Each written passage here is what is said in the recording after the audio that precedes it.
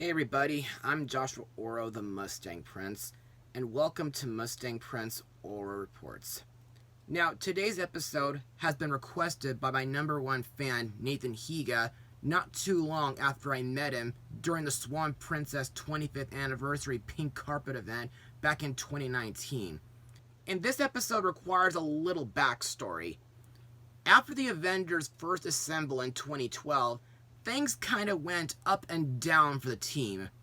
Yes, there were people who were grateful for them for saving their lives, while others considered them dangerous. Plus, each Avenger had been going through a series of challenges over the years. Not only did Thor have to protect Jane Foster and the Ether from the Dark Elves back in 2013, but Tony Stark had been suffering from post-traumatic stress disorder, leading him to create the Iron Legion to safeguard the world while dealing with the 2012 Mandarin terrorist attacks.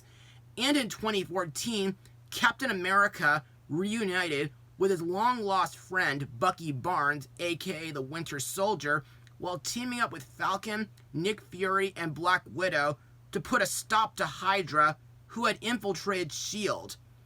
But in 2015, before the United Nations established the Sokovia Accords, there was a time where the Avengers had to face a corrupted AI who planned to end the human race.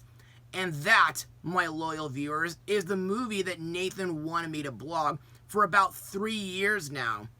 So, let's just get this over with. Released on May 1st, 2015, the movie is Avengers: Age of Ultron. Now, on for the plot of the movie.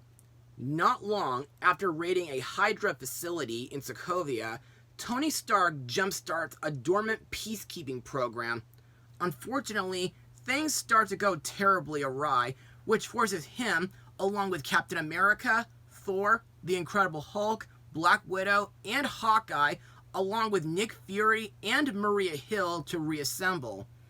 As the fate of Earth hangs in the balance, the team is put to the ultimate test as they battle Ultron, a technological terror hell-bent on human extinction. Along the way, the Avengers encounter two mysterious and powerful newcomers named Pietro and Wanda Maximoff. So, what are my thoughts on this movie? Well, despite the fact that I didn't see it in theaters, I thought this movie was pretty good, yet thought-provoking in fact. But at the same time, it's not really one of my favorites in the MCU Infinity Saga. But now, let's head over to Mustang Notes. The sequel was announced in May 2012 after the successful release of The Avengers, with Joss Whedon set to return as writer and director in August. Whedon updated Ultron's origin for the film to involve the MCU's Avengers team and introduced the characters of Quicksilver and Scarlet Witch, to whom Marvel shared the rights with 20th Century Fox before Disney purchased them. Second unit filming began in February 2014 in South Africa, with principal photography taking place between March and August, primarily in Shepperton Studios in Surrey, England. Additional footage was filmed in Italy, South Korea, Bangladesh, New York State, and around England. With an estimated net production budget of $365 million, Age of Ultron is the second most expensive movie ever made. Now, this film marks the second appearance of the Scepter, which holds the Mind Stone. For those who haven't seen the first Avengers movie, it was previously used by Thor's half-brother Loki, who received it from the Mad Titan Thanos and used it to lead and command the Chitauri invasion. But after the Battle of New York, the scepter was confiscated by Hydra, whose scientists used it to give extraordinary powers to the Maximoff twins. And later, after the attack on the Sokovian Hydra research base, Tony Stark experimented on the scepter to complete the Ultron program, which to me wasn't very smart of him. Anyway, aside from all that, I thought this movie was very thought-provoking, and it really had me on the edge of my seat. Plus, I still think the fight scenes are really intense and epic, especially the part where we are introduced to the Hulkbuster during a battle in Johannesburg in South Africa. Plus, before that fight, we were also introduced to a character named Ulysses Klaue, whom back in 1992 had been recruited by N'Jobu to steal a stockpile of vibranium from Wakanda. And during this film, he sells all his vibranium to Ultron. However, we wouldn't see Ulysses again until the 2018 Black Panther movie. Also, I thought the final battle in Sokovia was the most memorable part of the movie, despite the fact that it led to very serious consequences, like a major shift in public opinion towards the Avengers, with the blame of the destruction of Novigrad and the loss of many lives given to the Avengers, which kind of makes me think of Pixar's Incredibles 2 and Man of Steel in a way. And it led to the United Nations establishing the Sokovia Accords during the events of Captain America Civil War. And now, let's move on to the cast. Let's start with Tony Stark, aka Iron Man, played by Robert Downey Jr., whom was in Tropic Thunder, Sherlock Holmes, and that terrible 2020 Doolittle movie. Now, Tony is a genius billionaire, playboy, and philanthropist, and the former CEO of Stark Industries. As I previously stated, I kinda like Tony for being highly intelligent, and his inventions are really amazing. But at the same time, I don't really like him for being a drug addict and a real jerk. Plus, to me, Tony can be a real idiot for using the scepter to create Ultron, which kinda reminds me of the time when Mickey Mouse created the Shadow Blot. But thankfully, Tony does make up for his huge mistake by uploading his AI, Jarvis's mind, into the body of a synthetic android known as Vision. And at the end of the movie, Tony retired from active duty out of guilt. Next is Bruce Banner, aka the Hulk, played by Mark Ruffalo, whom has been in 13 going on 30, Where the Wild Things Are, Now You See Me, and Date Night. To me, Bruce is still a great and brilliant scientist, and his Hulk form is really badass and incredible. However, while working with Tony on the Ultron project, Bruce was feeling very reluctant, and I thought the moment where Bruce's rage goes berserk due to him getting manipulated by Scarlet Witch was really intense and insane. Also, in one scene, Bruce is very scared that he might become a threat, which in my opinion makes him very sympathetic. At the end of the movie, Bruce flies away in a Quinjet into outer space, and he ended up on the planet Sakaar, where he would become the Grand Master Champion over the following 2 years. Next up is Captain Steve Rogers, aka Captain America, played by Chris Evans, whom was the Human Torch in the Fantastic Four movies, Casey Jones from TMNT, and Buzz Lightyear from Pixar's big screen return, Lightyear.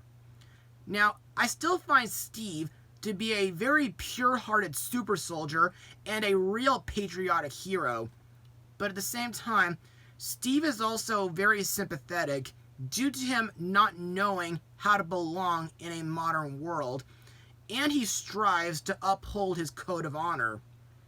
However, after the battle against Ultron, Steve finally realized that he was no longer the man he was before he was frozen.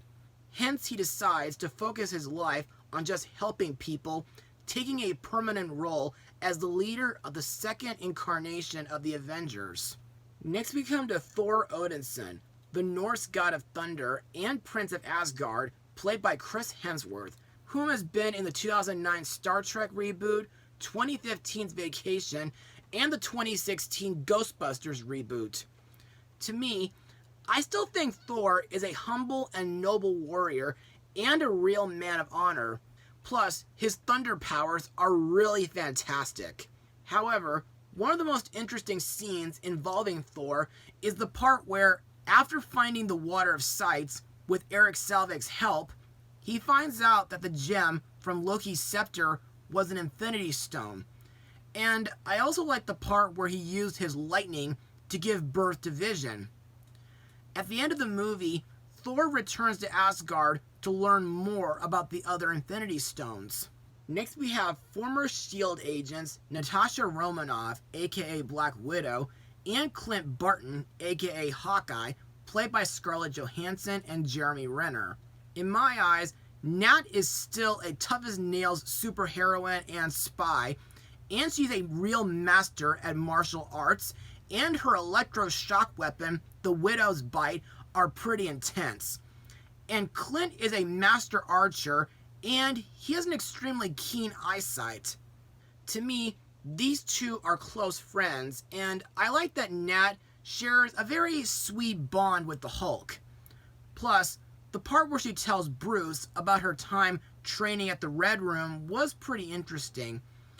Also, I think Clint is very humorous at times, and I like the part where he introduced his friends to his wife and children. Now let's talk about the new Avengers, starting with the twins, Wanda and Pietro Maximoff, aka Scarlet Witch and Quicksilver, played by Elizabeth Olsen and Aaron Taylor Johnson. Wanda has telekinetic abilities and she can warp reality at will, while Pietro can move at superhuman speed. For those who don't know, these twins were introduced at the end of Captain America Winter Soldier, and to me, these two have been through a lot after losing their parents during the Novigrad bombing back in 1999, and they developed a hatred for the United States and Tony Stark. Years later, in an effort to help purge their country of strife, the twins joined Hydra and agreed to undergo experiments with the scepter under the supervision of Baron Strucker. And when Hydra fell, the twins joined Ultron to get their revenge on Stark.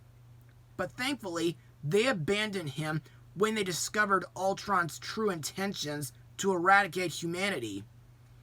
Also, in my opinion, I think Wanda sticks out more than Pietro does, especially after watching WandaVision and Doctor Strange 2.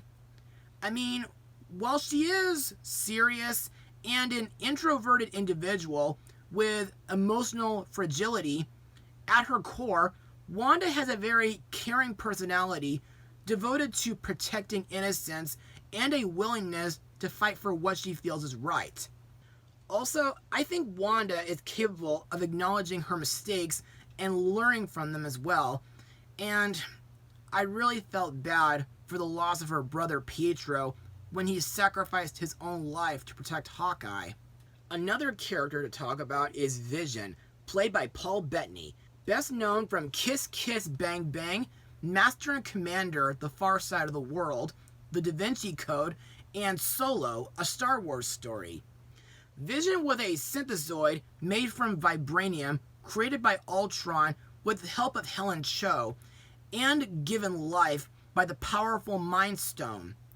Originally conceived as the perfect form for Ultron, the body was taken by the Avengers before Tony Stark and Bruce Banner proceeded to upload the remnants of Stark's personal AI Jarvis into it. Upon his birth, Vision declared that he was neither Ultron nor Jarvis, but one that would fight with them to protect humanity. In my eyes, Vision is another underrated superhero in the Infinity Saga, and I think he's very noble and polite. And I like that during the Battle of Sokovia, he uses his computer interface powers to prevent Ultron from transferring his consciousness to the internet. Plus, I think Vision's energy blasts are really awesome. Finally, we come to the film's titular villain, Ultron, played by James Spader, whom I remember from the 1987 Mannequin movie, Stargate, and Lincoln. Ultron was an artificial intelligence who was originally designed to be part of a peacekeeping program created by both Tony Stark and Bruce Banner, using the decrypted code derived from the Mind Stone encased within Loki's scepter. However, when the Mind Stone activated him, Ultron's original programming directive, which was to protect Earth from all domestic and extraterrestrial threats, had swiftly become corrupted. Upon accessing the internet and looking at the history of the human race, Ultron deemed humanity itself as the greatest threat to peace on Earth and attempted to commit extinction-level genocide against them, so that he and his Ultron sentries would be the only being left active upon the Earth. Plus, Ultron deems the Avengers to be the greatest threat of all, and he makes it his mission to end them. But Ultron's ultimate plan is to create a weapon called the Doomsday Trigger, composed of both vibranium and Chitauri technology, in order to lift Novigrad from the Earth and use it as a meteor to wipe out all of humanity. Also, in my opinion, not only is Ultron manipulative and malevolent, but he's also power-hungry, roguish, and he's also very creepy when he recites the "I Got No Strings" song from Disney's Pinocchio. Other members of the cast include Samuel L. Jackson as Nick Fury, Don Cheadle as James Rhodes, aka War Machine, Kobe Smulders as Maria Hill, Stellan Skarsgård as Eric Selvig, Thomas Kretschmann as Baron Wolfgang von Strucker, Claudia Kim as Dr. Helen Cho, Andy Serkis as Ulysses Klaue, and Linda Cardellini as Hawkeye's wife, Laura. And now, on to my final words. Overall, Avengers Age of Ultron, while not my favorite in the MCU Infinity Saga, is a pretty thrilling and thought-provoking movie. The story is pretty serious, while addressing all the Avengers' past flaws. The new characters like the Maximoff twins and Vision are great new additions to the team. The action and fight scenes are epic, and the acting is still great. Still, I think the outcome of this movie is very underwhelming if you think about it. But on the other hand, this is an MCU film that you should still check out. And for my rating, I give this film a 75% out of 100. Well, that's all for now. Be sure to join me for one more Marvel movie where one of the most serious and threatening battles happens, and one that had a very powerful impact on the entire universe. Mustang Power.